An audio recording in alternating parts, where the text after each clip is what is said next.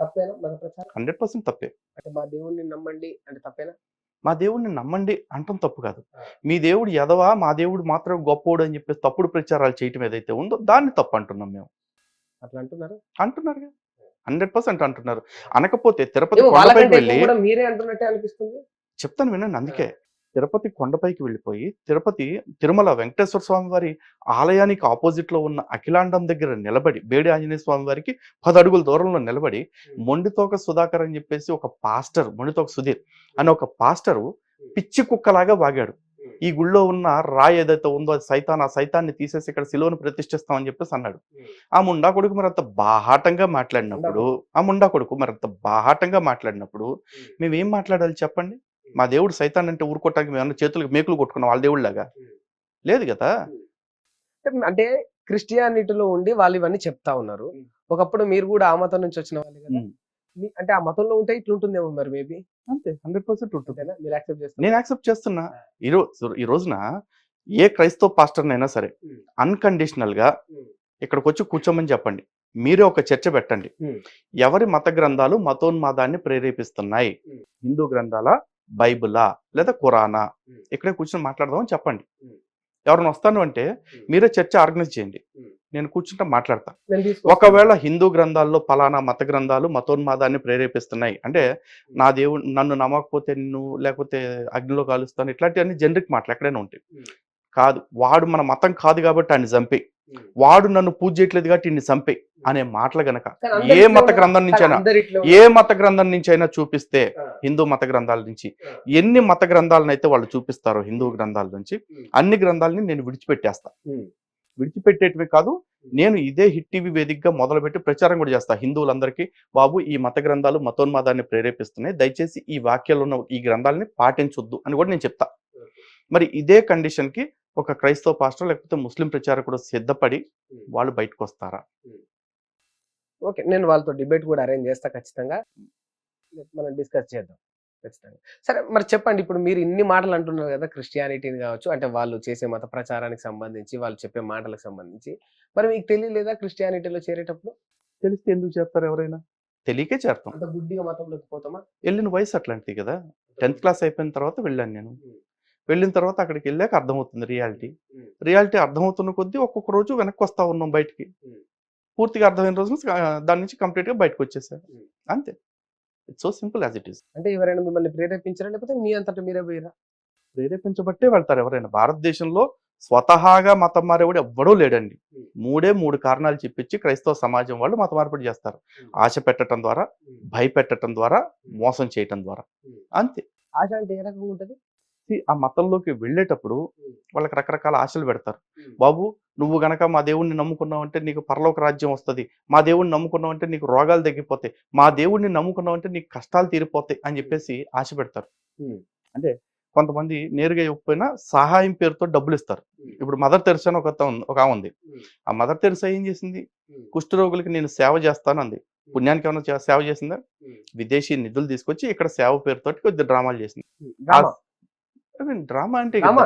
Drama ఇంకా ఇప్పుడు drama. ఆ! ఆన్ రికార్డ్ స్టేట్మెంట్ ఇచ్చిన తర్వాత మీరు దేనికి అంత వండర్ అవుతున్నారు నాకు అర్థం కావట్లేదు. ఓకే. ఆ! డ్రామా. See, ఆ! ఇప్పటికి గూడా కావాలంటే మీరు యూట్యూబ్‌లో ఆ! 'క్రిస్టోఫర్ హిచెన్స్' అనే ఆయన చేసిన ఒక డాక్యుమెంటరీ అట్లాగే ఉంది. హ్మ్. అదే ఫార్మాట్ సేమ్ బుక్ లాగా గూడా అవైలబుల్ ఉంది మీకు. హ్మ్. చూసుకోండి. హ్మ్. 'హెల్స్ ఏంజెల్' అని చెప్పేసి మదర్ తెరెసా గురించి ఒక డాక్యుమెంటరీ ఉంది. హ్మ్. అందులో స్వయంగా మదర్ తెరెసా మాట్లాడిన మాటలనే చెప్పాడు. హ్మ్. ఆయన చావుకు దగ్గరైపోయిన 29,000 మందిని హ్మ్. క్రీస్తు మిమ్మల్ని ముద్దాడబోతున్నానని చెప్పేసి మత మార్పిడి చేశానని చెప్పింది. హ్మ్. అలాగే చాలా మందికి సూదులు గూడా మార్చకుండా ఒకే సూది అనేక మంది పేషెంట్‌లకు వాడుతూ కుష్ఠరోగులకి ట్రీట్‌మెంట్ పేరుతో డ్రామాలు చేసింది. హ్మ్. ఈ రోజున ఆమెకి భారతదేశపు అత్యున్నత పౌర పురస్కారం వచ్చింది కాబట్టి, ఆవిడ చేసిన నేరాలే మీరు మాట్లాడకూడదు, ఆవిడ చేసిన తప్పుల గురించి మాట్లాడొద్దు అంటే కుదరదు. నేను డిమాండ్ చేస్తున్నా ఇప్పుడు. హ్మ్. భారతదేశపు నిజంగా ఇవన్నీ జరిగే ఉంటే ఇవన్నీ భారతదేశపు జరిగే ఉంటే అత్యున్నత పౌర పురస్కారం ఒక అనర్హురాలిని వరించింది. ఓకే. నిజంగా ఒకవేళ రివోక్, ఆ! Revoke Bharat Ratna to Mother Teresa. మరి నిజంగా అది జరిగే ఉంటే మరి ప్రభుత్వాలు నిరూపిస్తాయి గదా! ఖచ్చితంగా చూయిస్తాయి. ఓటు బ్యాంక్ రాజకీయాలకు అలవాటు పడిపోయిన ప్రభుత్వాలు ఏం చేస్తాయంటే మీ నాకు క్లారిటీ లేదు. నేను చెప్తాను వినండి. ప్రభుత్వం మీదే ఉంది గదా అండి! మాది అనే మాట ఎట్లా అంటున్నారు మీరు? నేను ఏ పార్టీ అని మీకేమైనా తెలుసా? మీకు బీజేపీ మీరు ఒకటే గదా! ఎట్లా అనుకుంటున్నారు? కాదా? కాదు. ఇప్పుడు అసలు కాదా? నాకసలు రాజకీయమే సంబంధం లేదు కదా! మీకు రాజకీయం బీజేపీతో సంబంధం లేదా? నాకు రాజకీయాలతోనే సంబంధం లేదు ఇప్పటికి. లేదు. లేదు. మీకు బీజేపీకి బాగా సంబంధాలు ఉన్నాయి. మీకు మంత్లీ ఇయర్లీ ప్యాకేజ్ వస్తుందని నేను విన్నాను. మంత్లీ ఇయర్లీ కాదు, డెసినల్ ప్యాకేజ్ ఏదైనా వచ్చినా పర్లేదు, 10 సంవత్సరాలకు ఒకసారి ఎంత ఇచ్చారని నిరూపించండి, పర్లేదు. నిజంగా ప్యాకేజ్ కూడా వస్తలేదు మీకు. అసలు ప్యాకేజ్ తీసుకునేంత కర్మ నాకు లేదు. ఫస్ట్ ఆఫ్ ఆల్ నేను పనిచేస్తుంది ధర్మం కోసం. ధర్మం కోసం పనిచేసే నేను కావాలనే భారతీయ జనతా పార్టీలో కొందరు పెద్ద పెద్ద నాయకులు లలిత్ కుమార్, కరుణాకర్ సుగుణ వంటి వారిని హైర్ చేసుకొని మంత్లీ ఇంత ప్యాకేజ్ కి ఇటువంటి మాటలు మాట్లాడిపిస్తున్నారు అన్న విషయాలు బయటకు వచ్చింది. మీకు బయటకు వచ్చి ఉన్నాయంటే చెప్పిన బయట పెట్టిన వాళ్ళు ఎవరినో తీసుకొచ్చి ఇక్కడ కూర్చోబెడితే వాళ్ళతోనే మాట్లాడేస్తా. ఎంతకంటే ఓపెన్ ఆఫర్ ఎవరు ఇవ్వరు కదా. నేను చెప్తున్నా, భారతీయ జనతా పార్టీ అలాంటి వాళ్ళని పెడితే నేను కానీ లేకపోతే కరుణాకర్ సుగుణ కానీ ఇప్పటివరకు రాజకీయంగా ఏదో ఒకటి చెప్పు ఉండాలా. ఒప్పుకోరు కదా, డబ్బులు తీసుకున్న వాళ్ళు ఎవరు ఒప్పుకుంటారు? డబ్బుల గురించి కాదండి, మేము ఏదన్నా రాజకీయ పరంగా చెప్పు ఉండాలి కదా. గత 10 ఏళ్లలో మేము రాజకీయం మాట్లాడి భారతీయ జనతా పార్టీ హిందూ ఎజెండా మీద నడుస్తుంది. ఆ హిందూ ఎజెండాని, ఆ హిందుత్వాన్ని, ఆ సనాతన ధర్మాన్ని మీరు ప్రేరేపిస్తున్నారు. భారతీయ జనతా పార్టీ ఎత్తుకున్న సనాతన ధర్మం ఏంటో మాకు తెలియదు. భారతీయ జనతా పార్టీ 100% దేశానికి అభివృద్ధి పదంలో తీసుకువెళ్తా ఉంది. భారతీయ జనతా పార్టీ 100% దేశంలో అందరినీ అభివృద్ధి పదంలో తీసుకెళ్తుంది. అదే కదా వాళ్ళ నినాదం కూడా. నేను చెప్తాను వినండి, వాళ్ళకి 100% నేను డైరెక్ట్ గానే వేస్తాను. మార్క్స్ వేయడానికి ఇబ్బంది ఉందండి. భారతీయ జనతా పార్టీకి డైరెక్ట్ గానే వేస్తున్నా. సబ్కా సాత్ సబ్కా వికాస్ అనేది పార్టీ నినాదం. నా నినాదం, లేకపోతే కరుణాకర్ గారి నినాదం, లేకపోతే ఇంకా హిందూ సంఘాల నినాదం చెప్తున్నాం కదా. హిందువుంక సాత్, హిందువుంక వికాస్, ఇది మాత్రమే మా నినాదం. నాకు ఎటువంటి సెషబిషలు లేవు, ఎటువంటి కన్ఫ్యూజన్స్ లేవు. నాకు సబ్కా సాత్ వికాస్ లేదు, తొక్క లేదు. నాకు హిందువులే, హిందుత్వమే టాప్ ప్రయారిటీ. ఓన్లీ హిందుత్వం. నాకు భారతీయ జనతా పార్టీకి జమీన్ ఆస్మాన్ ఫరక్ ఉండదు ఆ లెక్కను చూసుకుంటే మీరు. బట్ ఇక్కడ అంటే మీ దృష్టి ప్రకారం భారతదేశంలో ఇంకా వేరే మతస్థులు ఎవరు ఉండొద్దనా? నా దృష్టి ప్రకారం నా దృష్టి ప్రకారం అడిగితే 100% ఉండొద్దని చెప్తా. క్రైస్తవులు, ముస్లింలు ఎవరు కూడా ఎవరు ఉండాల్సిన అవసరం లేదు. ఈ రోజున సిగ్గు లేకుండా ఒక మతం అంతా మూటగట్టుకుని వాళ్ళు మాకు ఈ దేశంలో ఉండటం ఇష్టం లేదు, మాకు వేరే దేశాన్ని ఇచ్చేయండి, మా మతం అంతా అక్కడికి వెళ్ళి బతుకుతా ఉన్నారు. పొమ్మని చెప్పి దేశాన్ని ముక్కలు చేసి కూడా ఇచ్చాం.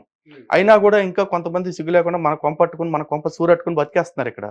మనమే పొమ్మని అంటలేదుగా, సిగ్గు లేకుండా. భారతదేశం అంటే ఇప్పుడు నేను చెప్తాను వినండి. మన ఇద్దరం అన్నదమ్ములు అండి.